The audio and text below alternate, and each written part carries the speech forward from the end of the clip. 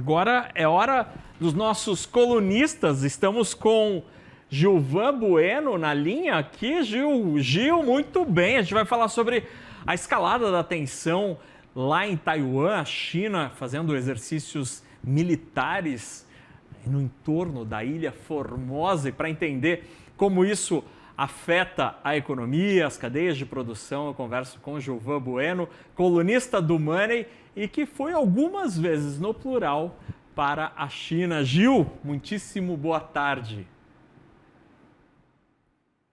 Nossa audiência, muito boa tarde. Penúltimo dia útil do ano e a gente abordando uns assuntos que podem mudar ali em termos de produtividade, expectativa de crescimento, inflação, um assunto que sempre no final do ano aparece, que é essa questão, Naka. E essa atuação da China tem gerado uma reação bastante refratária em termos geopolíticos das autoridades de Taiwan. Como é que isso afeta a economia, especialmente pensando que Taiwan, por exemplo, é um grande produtor, o maior deles, de processadores e chips. E o que é a China nessa história? Pequim quer a volta da ilha ao seu território, Gil? Antes da gente responder sobre essa questão de Pequim, a gente tem que fazer uma introdução sobre o que é a China nesse crescimento, o que acontece nesse Estreito de Taiwan.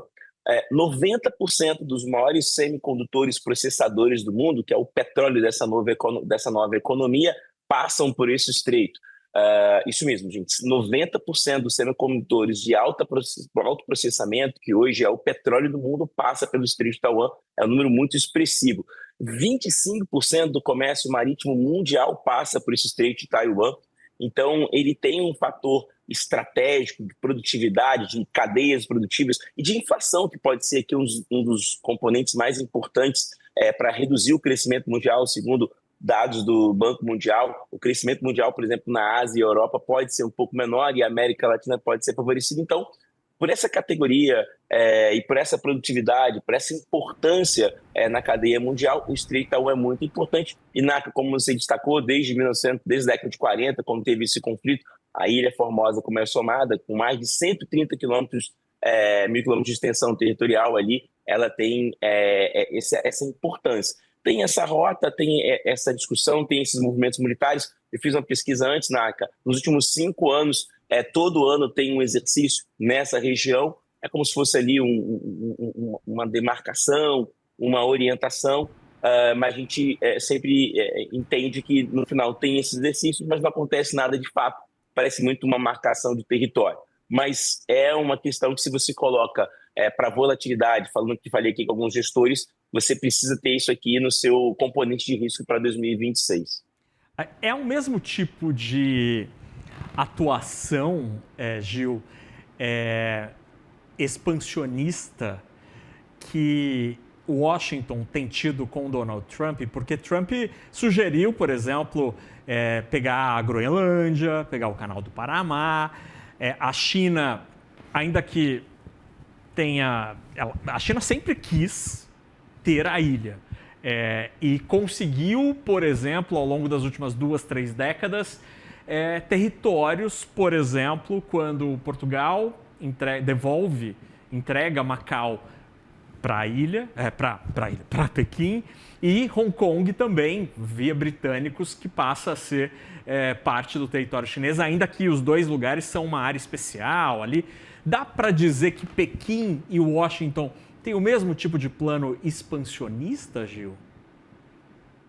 Muito boa pergunta, Naka. Curiosamente, a gente tem a gente chama de playbook dos anos 70, anos 80, que diversas incursões militares foram acontecendo, principalmente na América Latina, principalmente no continente africano, e isso ficou muito notório. E esse ano, curiosamente, esse playbook de atuação dessas duas grandes potências, a primeira e a segunda, visitando a história, trouxe até aqui, Naka, um livrinho aqui de cabeceira, boa leitura para o final de ano, né, como os países quebram do Ray Dalio. Por que eu trouxe isso? Eu fiquei lendo ele aqui para essa nossa conversa. Curiosamente, os Estados Unidos agora fazem uma incursão na Venezuela e teve agora um bombardeio na Nigéria, que chamou muita atenção. 2 grandes cadeias produtivas de petróleo, isso chamou muita atenção, que lembra muito o playbook dos anos 70 sobre a questão de petróleo. e a China tem aqui uma discussão muito sobre fatores energéticos. Então, nesse novo mundo, nessa nova ideia de primeira e segunda potência, como teve nos Estados Unidos, Brasil e União Soviética, atualmente Rússia, você tem uma busca por uma grande riqueza. A riqueza aqui parece ser muito essa riqueza de produção energética. Do lado de cá, a China conseguiu fazer vários investimentos nessa capacidade energética, isso pode ter uma vantagem competitiva nos próximos 40 anos, e os Estados Unidos parece olhar muito para esse playbook antigo de fazer ali essas questões na Venezuela e na Nigéria, que chamou a atenção. Mas sim, parece que você tem uma nova discussão central sobre fatores energéticos, e aí entra o terceiro fator, que são as terras raras. E aí Taiwan entra num papel estratégico, como eu destaquei anteriormente, 90% dos semiprodutores passam por ali, e esse movimento também, como o nosso comentarista internacional destacou, ele acaba deixando outros países distantes que falam assim, quero me meter aqui. Não, aqui eu estou olhando, isso aqui eu tenho alguns movimentos. Então, chama sim a atenção e é um novo playbook geopolítico de dominâncias. Como aconteceu, as histórias se repetem, sobre essa busca energética ou de situações. Como você destacou anteriormente, a Groenlândia tem uma grande extensão de terras raras e também entra nessa discussão. E Gil, você esteve na China ao longo dos últimos meses. Me conta um pouco qual que é a tua leitura de brasileiro, carioca, que chegou nesse mundo completamente diferente que é a China. Não sei se você compartilha da percepção que eu tive, mas a China, quando você chega na China, parece que você está vendo a história ser contada e ser alterada ao vivo, assim. Você vê as coisas acontecendo de uma maneira absolutamente frenética e a sensação de que você chegou no futuro eu nunca percebi isso em nenhum outro lugar. O que a China tocou no coração do Gil? Cara, muito, assim, voltei para o Brasil falando com diversos empresários, investidores, pensando até sobre uma questão. A gente, nos últimos anos no Brasil, a gente tem ficado muito sobre essa discussão política, sobre ideologia, sobre algumas questões, mas a gente não tem olhado para o Brasil dos próximos 25 anos. A gente não tem grandes planos assim para gerar produtividade. A gente está falando aqui, por exemplo, de batemos a meta fiscal, mas nós tivemos um déficit de 20 bilhões nas estatais, nós tivemos um déficit de 20 bilhões nas contas públicas, 20 bilhões, e a gente, quando olha para o futuro do Brasil em termos de produtividade, isso não acontece. Então, umas questões que foi muito impactantes na China foram são mais de 30 províncias, e a questão de ter um plano diretor a cada 5 anos, onde todos perseguem isso, é uma questão muito positiva. Mas, Naco, o que ficou muito notório para mim é que eu conversei com alguns investidores e empresários, e eles falam o seguinte, assim, se você estivesse lá 30 anos atrás, era um local e agora é totalmente diferente, entendeu? É outro lugar. E o que te mais chamou a atenção, Gil, na China? É essa visão de um futuro distante e aí planejar isso para o futuro de 2 décadas, como você mencionou, ou é o presente? O que te chama? Porque é um mundo completamente diferente do nosso e ao mesmo tempo a gente consegue observar na China coisas muito boas, coisas péssimas também, porque é um lugar onde você não tem liberdade de expressão, por exemplo. Os programas e as coisas que a gente usa aqui dentro não funcionam lá. Tem gente que diz que isso é censura, tem gente que diz que isso é só uma estratégia comercial. O que te chamou mais a atenção daquele lado do planeta? Como um diamante bruto, né, tem vários ângulos para você olhar para achar um pouco de brilho, mas como tudo também você vai ter partes que não são tão interessantes. O primeiro ponto, do ponto de vista de organização e plano, isso foi interessante. O segundo foi esse crescimento dos últimos 30 anos, um crescimento muito forte. Como você destacou, eu tive em Beijing, que é um lugar que é a principal capital, uma capital militar, política, que tem uma outra configuração. Depois eu fui para Hunan visitar as fábricas aí, do ponto de vista de olhar produtividade, fábricas e tecnologia, isso me chamou muita atenção, a capacidade produtiva, a organização das fábricas, a organização das produtividades, a questão das profissões, e na última oportunidade eu li o plano que vai dominar os próximos 5 anos, que são o GBA, que é o Great Bay Area, que é uma área que vai ser a área estratégica da China, como se fosse uma configuração de Vale do Silício, vamos colocar assim, onde você vai ter, como você destacou, Macau, que vai falar da parte de turismo, você vai ter Hong Kong, que vai falar de uma parte de uma China mais tecnológica, junto com Taiwan, com Shanghai, e você vai ter ali Shenzhen, que é a capital tecnológica, e ele vai ter a província de Guangdong, onde eu estive participando, que é a parte marítima. Então, parece que ele está muito organizado assim, sabe, Naka? Olha, essa parte aqui, a gente vai olhar para a parte tecnológica de produtividade, essa parte industrial, a gente vai olhar com essas empresas aqui, e essa parte aqui a gente vai olhar dessa maneira, que é a parte energética. Nos últimos 40 anos, a China realizou os maiores investimentos na parte energética. Vários estudos, por exemplo, a Kinea Asset soltou uma carta muito interessante, Naka, falando que os Estados Unidos, os gráficos mostraram isso, parou de investir na parte energética nos últimos 20 anos. E nessa guerra de inteligência artificial, ela não tem tanta força para brigar, porque ela não tem essa capacidade produtiva. Então, a China fez um trabalho exponencial de crescimento na parte energética e outras potências não fizeram isso. Então, parece que ela vai olhando assim, ó, o futuro vai ser isso aqui, a gente vai desenhar dessa forma. E por isso que eu falo que diversos empresários, investidores, e hoje tem vários gestores, por exemplo, o Itaú Asset faz muito isso, junto com outros gestores também, viajam para a China para visitar as empresas, para visitar.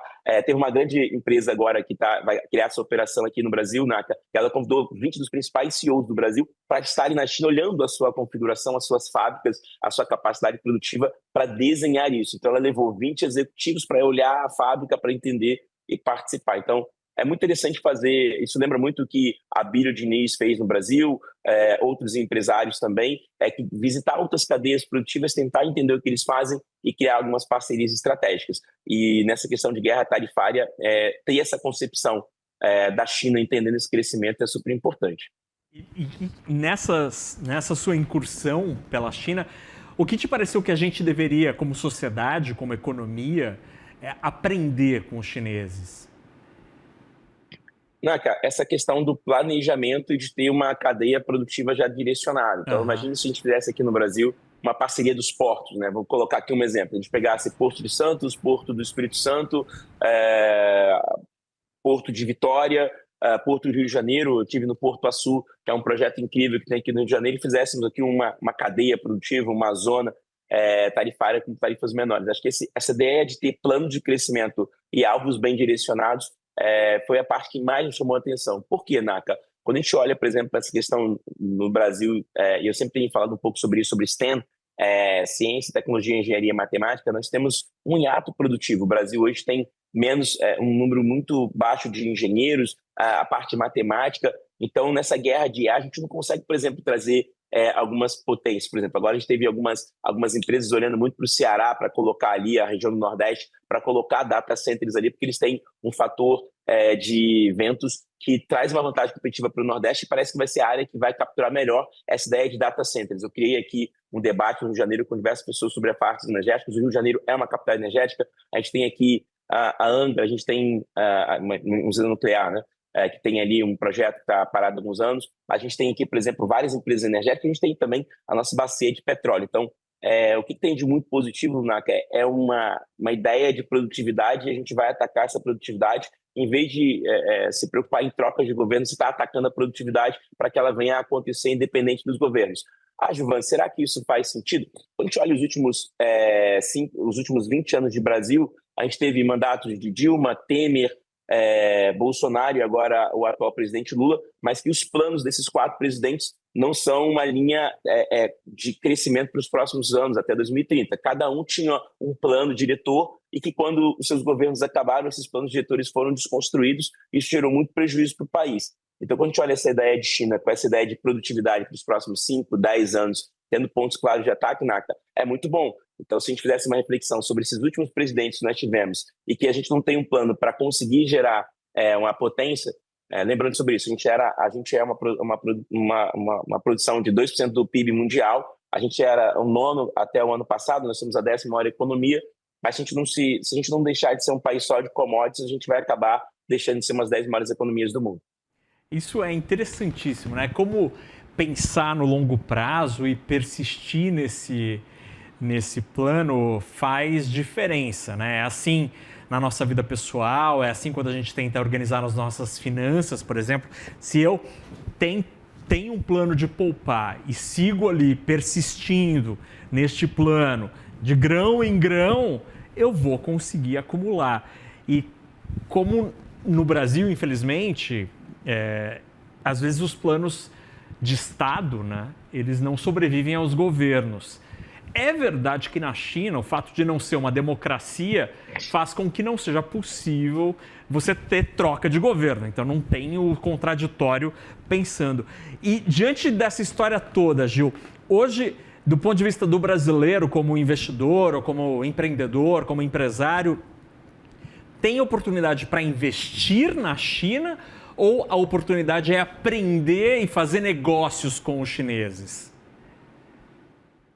Essa pergunta vai me levar para Montes Claros, né? Eu tive fazendo uma palestra em Montes Claros, é uma região de Minas Gerais super interessante. A fábrica de uma das maiores farmacêuticas do mundo está lá, que faz aquele remedinho para emagrecer, e ela está lá, a Novartis, né? Fez um projeto de mais de 6 bilhões de reais para colocar a sua fábrica ali. Um projeto muito pioneiro. E ali eu conheci um empresário, o Naka, que ele foi para a China, fez uma parceria e hoje ele distribui aqui uma grande marca de veículos, né? Por que eu estou falando sobre isso? Para te responder de uma maneira muito prática, né? Então, alguns empresários vão para a China para fazer parcerias. Esse lugar onde eu tive, Naka, chama-se... tem a feira de Canton Fair, que é uma feira de produtividade, de produtos e serviços chineses. São em 2 momentos do ano, onde vários empresários brasileiros fazem ali discussão, tá, para participar, para entender, para fazer essa ideia de exportação e exportação, e isso me chamou muita atenção. Então, fazer negócios é um ponto importante. Naka, nessa questão de investimentos, esse ano eu tive 2 vezes nos Estados Unidos, estive na convenção do Warren Buffett e estive em Nova York com empresários lusófonos, né, que são os países africanos que falam português, e aí Nova York, Naka, ele tem uma vantagem competitiva que é incrível. Os Estados Unidos é uma potência na parte de finanças de investimento, de você achar o private equity, o venture capital, os investimentos alternativos, que eu acho difícil alguém conseguir bater nos próximos 40 anos. E para mim, cada vez que eu tenho a oportunidade de estar em Nova York visitando, né, eu tive ao lado do BlackRock, tive ao lado do Safra Wealth Manager, da She Rhodes, do JP Morgan e do Bank of America, que é o meu grande parceiro nos Estados Unidos. E a convite do Bank of America ali, conversando com alguns investidores, você entende a força dos Estados Unidos. Então, na parte de investir, eu ainda continuo entendendo que os Estados Unidos, em termos de veículos internacionais e maiores empresas, ele tem essa vantagem competitiva e vai ser a grande vantagem competitiva, mas da parte de criar negócios, de distribuição de produtos e serviços, de exportação e exportação, nós temos que lembrar que 30% da manufatura mundial passa pela China. Então, acaba que essa dualidade vai ficar muito assim. Os Estados Unidos vão ser a potência em termos de grandes players para você investir, melhores casas, casas tradicionais com muitos anos, com muitos investidores participando. E do lado de cá, em termos de produtos e serviços manufaturados, a China vai ter uma grande vantagem. Então, a discussão vai ficar muito por aí. E a Canton Fair, eu convido todo empresário, investidor, acho que esse é o meu grande apelo para 2026, né? Enquanto empresário, investidores, representando algumas classes aqui e fazendo consultoria para algumas, eu sempre falo, né? Hoje o empresário brasileiro ele precisa estar conhecendo um pouco o que está acontecendo no mundo, sair dessas discussões muito politizadas, muito enviesadas e olhar o mundo de uma outra perspectiva. Foi isso que a Abílio Diniz fez e outros empresários também, de olhar o que está acontecendo no lado internacional e trazer isso para o Brasil, que a gente está um pouco nessa deficiência. Muito bem, Gilvan Bueno, sempre equilibrado e ponderando as coisas. E aí, você tomou água morna lá nos restaurantes ou não, Gil?